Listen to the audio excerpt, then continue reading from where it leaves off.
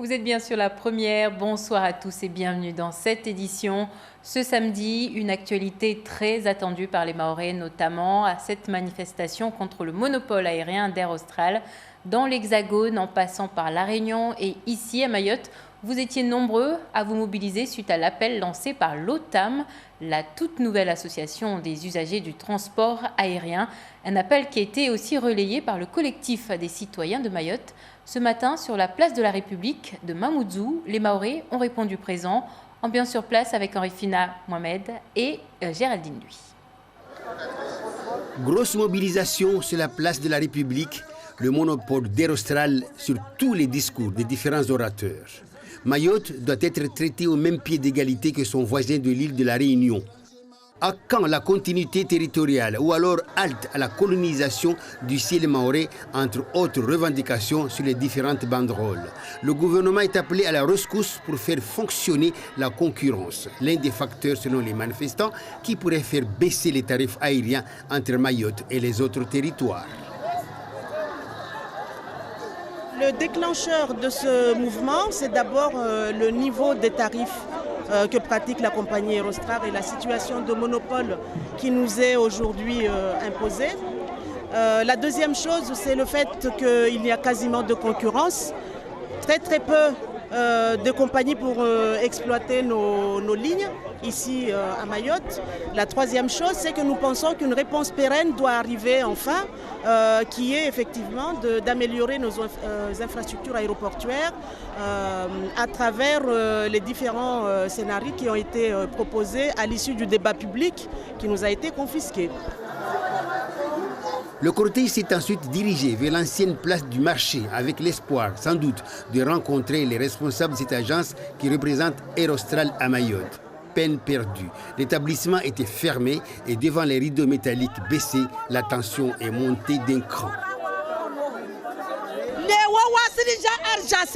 Aujourd'hui, nous nous sommes présentés devant l'agence. Ils ont fermé leur bureau en nous faisant poireauter sous le soleil. C'est inadmissible. C'est au conseil départemental que la marche s'est arrêtée pour faire le bilan de cette manifestation et faire le point avec les élus. Mais ces derniers ont brillé par leur absence, une seule conseillère départementale et 3 maires présents à l'hémicycle. Pour les organisateurs, la mobilisation des Mahorais suffit pour faire comprendre au gouvernement les revendications légitimes des Mahorais. Ce que j'espère à partir de là, c'est que l'État ait compris le message, qu'à travers l'État, qu'à travers la DGAC, la Direction Générale de l'Aviation Civile, les choses soient prises un peu plus au sérieux et que à la fois nos élus à Mayotte au niveau du conseil départemental et à La Réunion aussi au niveau du conseil régional là-bas, tout le monde prenne conscience que là les Mahorais en ont plus qu'assez, ils en ont vraiment marre et sentent que cette histoire relève d'un profond mépris. Parce que plus maintenant, nulle part au monde, on a des billets aussi chers au kilomètre. Nulle part au monde. On est à peu près à 3, 4, 5, parfois 10 fois plus le niveau des billets pratiqués ailleurs. Tout simplement parce qu'à Mayotte, le ciel est colonisé et carrément le monopole est organisé pour finalement faire carrément du racket dans les poches des Mahorais. Après Saint-Denis de la Réunion, Marseille et Paris, les Mahorais ont décidé de ne pas baisser la garde sur cette question des billets d'avion entre Mayotte, Paris et la région. Une pétition a été signée et sera envoyée au gouvernement. Et justement, on vous le disait, une fois n'est pas coutume, les Mahorais de la diaspora sont tout autant mobilisés pour cette cause. Il faut dire qu'eux aussi sont directement impactés par la politique tarifaire d'Air Austral. À La Réunion, une centaine de personnes ont manifesté à Saint-Denis. Voyez le reportage de Camille Constant et Jean-Claude Toyer. Passagers méprisés, arrête Plumanou.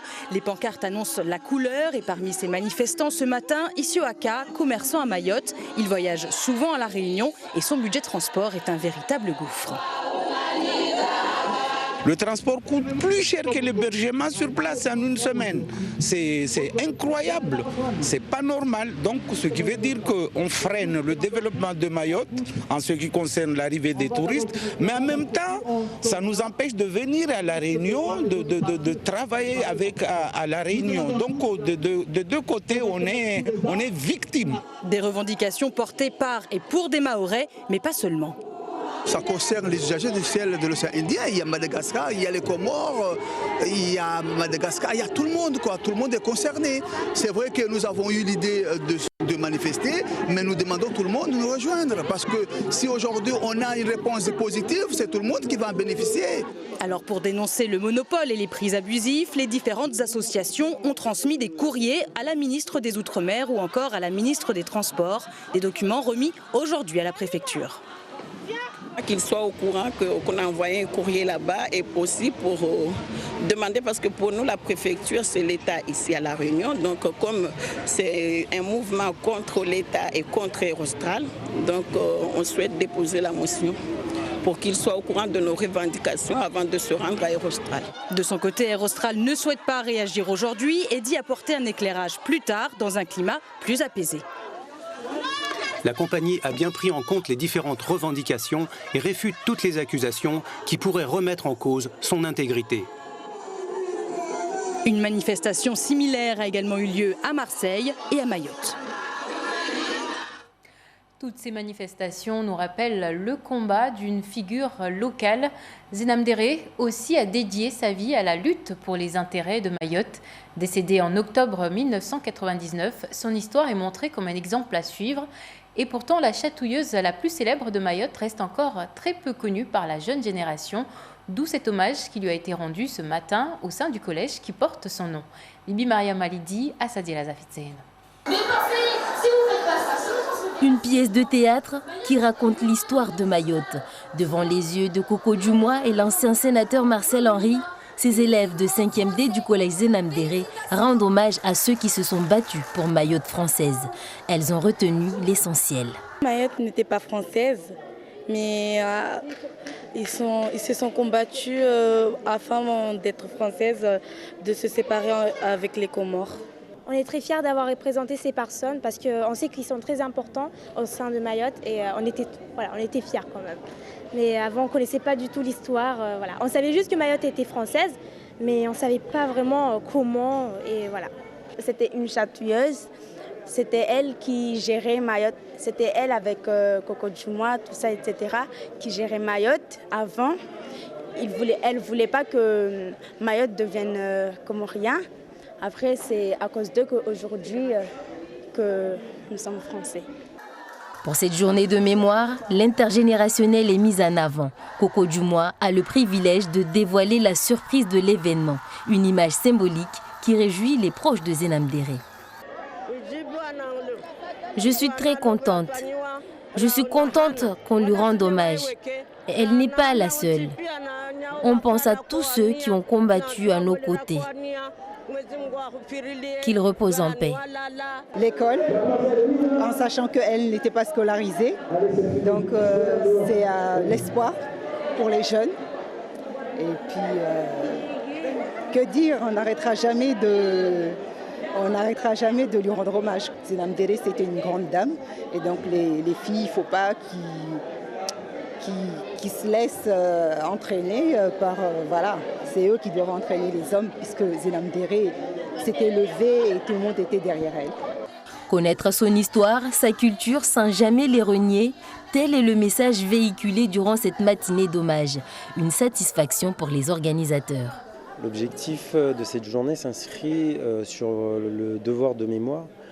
Le fait est de pouvoir se rappeler de ce qui s'est passé sur le territoire depuis toutes ces années, pour le rappeler, pour le transmettre aux générations futures et surtout de montrer l'intérêt d'une détermination et d'une volonté dans le cadre de l'établissement et aussi des apprentissages pour que, quelque part, les élèves aient la même détermination que les personnages qui nous ont permis de nous réunir aujourd'hui.